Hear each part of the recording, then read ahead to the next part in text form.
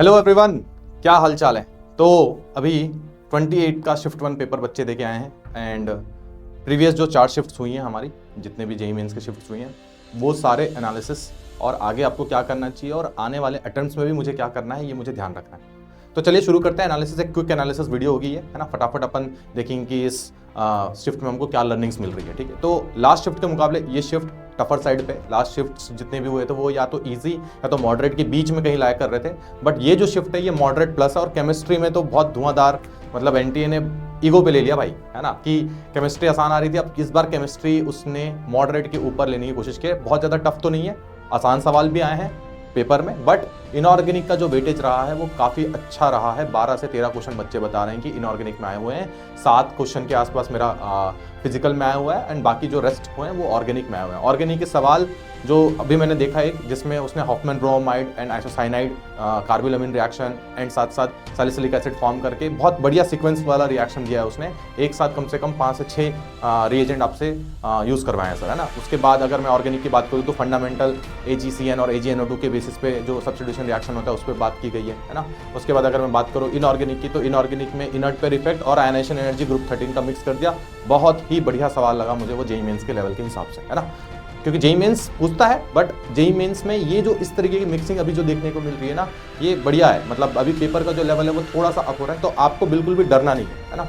जिसका भी पेपर हो गया है वो भले पेपर देने के बाद आके बता रहा है कि सर मैंने केमिस्ट्री में बहुत कम अटेम्प्ट किए, फिजिक्स में इतने, मैथ्स में इतने। मैथ्स इस शिफ्ट में थोड़ी सी हमारी ईजियर साइड में देखने को मिली as compared to previous shift. Maths तो कभी ईजी होगी नहीं वैसे तो, मैथ्स तो हमेशा थोड़ा बहुत टाइम कंज्यूमिंग रहता है, इसलिए बच्चे थोड़ा प्रेशर में उसको टफ बना देते हैं। बट अगर देखा जाए प्रीवियस शिफ्ट के मुकाबले तो ये शिफ्ट टफर साइड पर रहेगी, यानी कि इसमें परसेंटाइल डेफिनेटली कम नंबर में बनेगा, है ना, 100% कम नंबर में बनेगा, इसमें कोई दो राय नहीं है। सारे जितने भी टीम मेंबर से मैंने एनालिसिस की उनका भी यही बोलना है कि ये शिफ्ट जो है, ये शिफ्ट बाकी के मुकाबले थोड़ी टफर साइड में, तो कट ऑफ भी जो 99 परसेंटाइल की वो डाउन जाएगी। ठीक है, अदरवाइज अगर किसी का पेपर बिगड़ गया और वो दोबारा अटेम्प्ट करना चाहता है तो हम नेक्स्ट अभी जस्ट आफ्टर जेईई मेंस हम बाउंस बैक कोर्स ला रहे हैं, आप एनरोल हो सकते हैं उसमें हम जेईई मेन 1 और जेईई मेन 2 के बीच आपको बहुत रिगरस ट्रेनिंग देंगे ताकि आप जेईई मेन 2 में बहुत अच्छा वॉरियर वाला एटीट्यूड लेके जाए। वापस आते हैं एनालिसिस पे। एनालिसिस की अगर और बात करूं तो हमको ये देखने को मिल रहा है कि इस शिफ्ट से आगे वाले शिफ्ट के बच्चों के लिए क्या रखना है। इस शिफ्ट से बिल्कुल भी आपको साइकोलॉजिकली ये बना के नहीं जाना है कि मेरा भी शिफ्ट ऐसा आएगा। आपका शिफ्ट बिल्कुल ही डिफरेंट होगा, आपके जो पेपर के डायनामिक्स है वो बिल्कुल होगा, अलग होगा। ये इट जस्ट लाइक कि इंडिया के पिच और इंग्लैंड के पिच में दोनों ही जगह क्रिकेट खेलना है, बट दोनों के कंडीशंस अलग है, दोनों के जो वेदर कंडीशंस है, जो पिच कंडीशंस है वो बिल्कुल अलग है। तो आपको अपने पिच, अपने वेदर कंडीशंस, अपने टीम के हिसाब से, अपने स्ट्रेंथ के हिसाब से खेलनी है। और ये ध्यान में रख के जाना है कि मैं कोई प्री नोशन बना के ना जाऊँ कि भाई शिफ्ट ऐसा है। आप उस समय अगर आपका टफ पेपर आ रहा है तो अपने आप को काम रखें, बिल्कुल भी घबराए ना। अगर आप अपने मॉक टेस्ट में 50-55 क्वेश्चन अटेम्प्ट कर रहे थे और उसमें अगर 35-40 भी कर रहे हैं, आप कॉन्फिडेंटली करके आए। बस अगर आप 20 क्वेश्चन भी करके आ रहे हैं तो कॉन्फिडेंटली करके आए, उसमें बिल्कुल भी इफ्स एंड बट्स नहीं होने चाहिए और पैनिक होने की बिल्कुल भी ज़रूरत नहीं है, क्योंकि बहुत से बच्चे बोल रहे हैं कि सर मैं पैनिक हो गया।